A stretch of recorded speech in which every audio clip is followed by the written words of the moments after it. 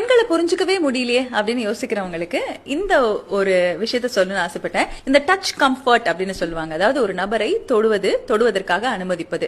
இதை பத்தின ஒரு குழப்பம் நிறைய பேருக்கு இருக்கும். இதை நான் எதுக்காக இன்னைக்கு சொல்றேன் அப்படின்னு கேட்டீங்கன்னா, ஒரு பெண்ணுக்கு ஆணுக்கு இது டிஸ்பைட் ஆஃப் ஜெண்டர் இது எல்லாருக்குமே செட் ஆகும் அப்படிங்கிற ஒரு ஃபீல் இருக்கு. நமக்கு ஒரு கம்ஃபர்ட் ஜோன் இருக்குங்க. சிலர்கிட்ட தொட்டு பேசுறது, உரிமையாக பழகுதல், இந்த கம்ஃபர்ட் ஜோன் இருக்கும். அது நமக்கு எல்லார்கிட்டயும் வந்துராது. அதனாலே நம்ம என்ன பண்ணுவோம்னு கேட்டீங்கன்னா, யாராவது ஒருத்தவங்க அதிகமா நமக்கு எல்லை மீறி தொட்டு பேசும்போது நமக்கு ரொம்ப அனாயிங்கா இருக்கும். அந்த நபர்கிட்ட நம்ம பேச மாட்டோம். நம்பர் 2 ஏன் இது அனாயிங்கா இருக்கு அப்படின்னு கேட்டீங்கன்னா, சிலருக்கு நிஜமாவே பேசிக்காவே அந்த டச்சி பர்சனா இருக்க மாட்டாங்க. அதாவது இந்த 1 arm distance என்கிட்ட மெயின்டைன் பண்ணுங்க அப்படிங்கிற ஒரு ஃபீல் இருக்கக்கூடிய நபர்களாக இருப்பாங்க. நீங்க ஒரு நபர் உங்களை நல்லா மதிக்கணும் அப்படின்னு நினைக்கக்கூடியவங்களா இருந்தீங்க அப்படின்னா, அவங்க கிட்ட எப்பவுமே உங்க கையை நீட்டி ஒரு வட்டம் போட்டா எவ்வளவு வட்டம் வரும், அந்த வட்டத்துக்கு வெளியில இருந்துதான் நம்ம பேசணும். ஒரு கம்ஃபர்ட்டுக்கு அப்புறம் தான் அவங்களுக்காகவே ஓகே உங்க 2 பேருக்குள்ள ஒரு அண்டர்ஸ்டாண்டிங் வரும்பொழுது அந்த டச்சி ஜோன் நிச்சயமாக வரும். சோ அப்போ நம்ம தொட்டு பேசுவதோ, அதுவும் அனாவசியமாக இல்லாம தொட்டு பேசுறது, இல்ல கை குலுக்குவது, ஒரு ஃப்ரெண்ட்ஷிப்பா நம்ம பேசுறது, இதெல்லாம் செட் ஆகும். சில நபர்கள் நீங்க பாத்திருப்பீங்க, அதாவது உங்க வட்டத்துக்குள்ள அந்த கையை நீட்டி மூஞ்சுக்கிட்ட இடிக்கிற மாதிரி பேசுவாங்க. ப்ளீஸ் தள்ளி போடா அப்படின்னு சொல்லலான்னு தோணும். ரீசன் என்ன அப்படின்னு கேட்டீங்கன்னா, இல்ல இவ்ளோ க்ளோஸ் இல்ல பாப்பா, அவ்வளோ பக்கம் இல்லப்பா, கொஞ்சம் தள்ளி அவ்வளோ மேல இல்லப்பா அப்படின்ற மாதிரி ஒரு ஃபீல் இருக்கும்ல.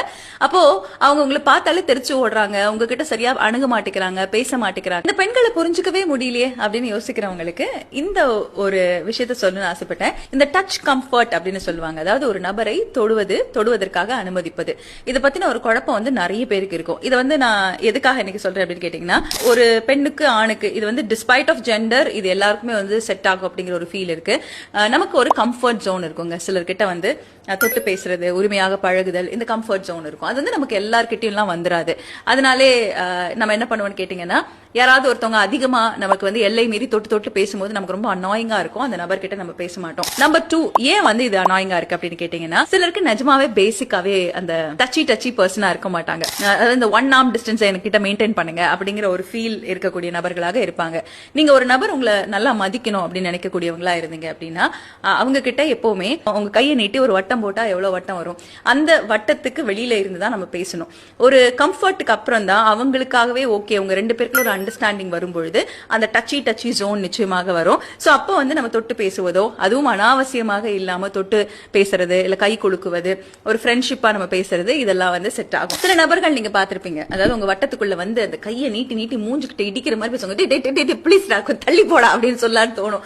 ரீசன் என்ன அப்படின்னு கேட்டீங்கன்னா, இல்ல இவ்ளோ க்ளோஸ் இல்ல பாப்பா, அவ்வளோ பக்கம் இல்லப்பா, கொஞ்சம் தள்ளி அவ்வளோ மேல இல்லப்பா அப்படின்ற மாதிரி ஒரு ஃபீல் இருக்கும்ல.